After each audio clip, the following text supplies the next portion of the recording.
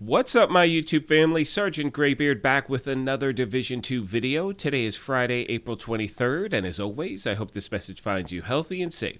Today, my friends, I continue the weekly series where I show you some of my favorite builds to run in the game. This one is based around the Negotiator's Dilemma gear set. It absolutely melts NPCs and is so much fun to use. Now, if you happen to be new to the channel, first of all, welcome. Secondly, feel free to hit that subscribe button. We would love for you to be a part of our gaming family. And if you enjoyed this or found it helpful at all, take a quick second and hit that like button. It really does help us out. Finally, as most of you know, we have giveaways here, and I am happy to announce that starting today, the newest giveaway is for PlayStation 5, and all you need to do to enter is either subscribe here or follow us on Twitter. Either way is fine. We will be announcing the winner on July 4th of this year, and as I've mentioned in all of my videos, my friends, please keep in mind that watching our content is not a requirement to win. Only watch the things here you may enjoy. That's why you have the option of entering via Twitter.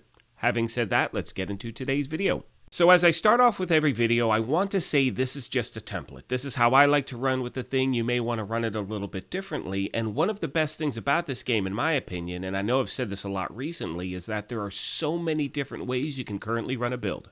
Now, throughout the build, I'll show you a few different variations that you can run with in case you don't have certain gear, or you may have different gear that you like instead. And the other thing, too, is really always keep in mind that the most important thing is you design a build based around your game style.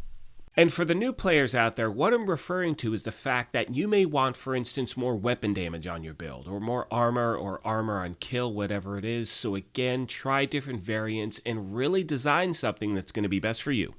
As always, I'm starting off with a little bit of footage, then we're going to cut to the build itself, and then at the end of the video, I also want to pass along a few recommendations to new players that I think you should do anytime you're trying out a new build. Starting off with the specialization, I'm running with Firewall, so I get that weapon damage bonus and shield bonus. However, another one I recommend is running with Gunner because you're going to get that armor on kill, so for many of you out there, that will really help you out. And I know for myself, typically that's what I run with, so when I was running with this, it did take me a second to get used to it, but again, there's so much damage, it's so much fun. Now starting off with a primary weapon, I'm running with the Dark Winter SMG. That's because of the talent it has, Perfect Killer, and I gotta say, I'm borderline obsessed with this weapon right now. Like this and the Scorpio, I just can't seem to put down. Anyway, Perfect Killer, awesome weapon, and what's great is the Dark Winter is a guaranteed drop during the current season. My secondary weapon is the Chameleon AR, and for many of you out there, you might want to have this as your primary. I wanted to highlight a non-exotic weapon as the primary for some of you that may not have it, but it is an absolute monster. Definitely recommend running with it. Moving on to the pistol, it has the talent on it close and personal, but to be honest with you, you're ripping through NPCs so fast with your other weapons, you really don't have time to draw the thing. Now moving on to the build itself, starting off with the mask, it's the first piece of the Negotiator's Dilemma gear set. The 2-piece bonus gives you 15% crit hit chance, the 3-piece is 20% crit hit damage, and the 4-piece is hostile negotiations. You can see here that with that talent, critical hit marks enemies for 20 seconds up to 3 marks total. When you critically hit a marked enemy, all other marked enemies take 60% of the damage dealt. And not only that, but whenever a marked enemy dies, you gain 2% critical hit damage, stacking up to 20 times or until the combat ends. Moving on to the body armor, I'm running one piece of Sokolov because my main weapon is an SMG, and this is going to give me that damage bonus for an SMG. However, if you're running with an AR as your primary, you want to switch this to Fenris.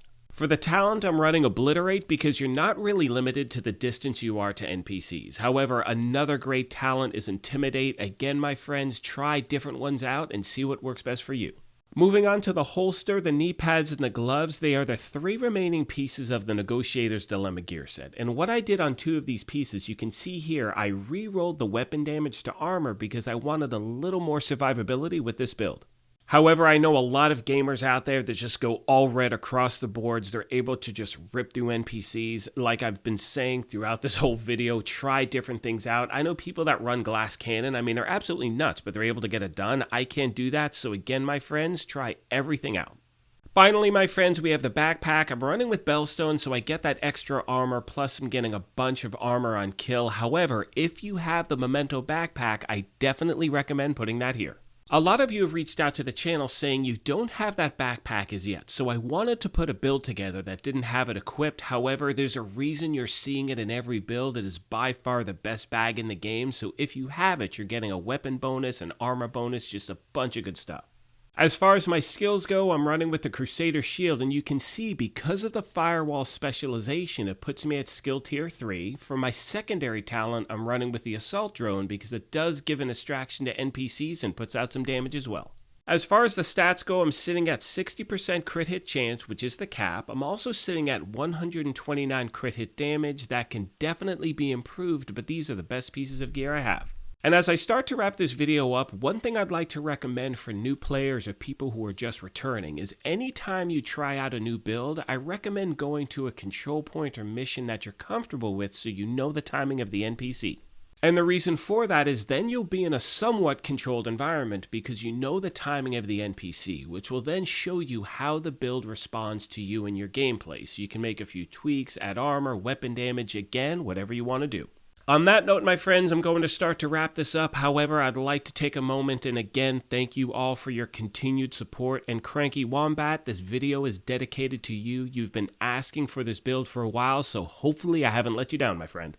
Most of you know by now that one of my favorite aspects about this game is the community itself. You guys are absolutely amazing. And not only that, I love putting together these build videos because in the comments section, I like hearing how you guys run things and more importantly, passing along tips and tricks to other players. Therefore, my friends, once again, feel free to leave how you run with this build in the comments section down below. Again, this channel is all about helping each other out, and any way we can help someone improve their character is the main goal we have, and that's really why we're here.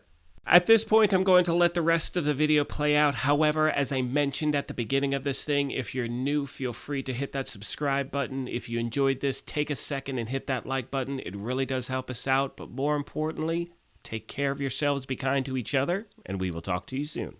Thanks again, everyone. According to the schematics Isaac pulled upstairs, we can lock that tunnel door from their control center. That should keep them from being able to transport those mortars loaded with DC-62.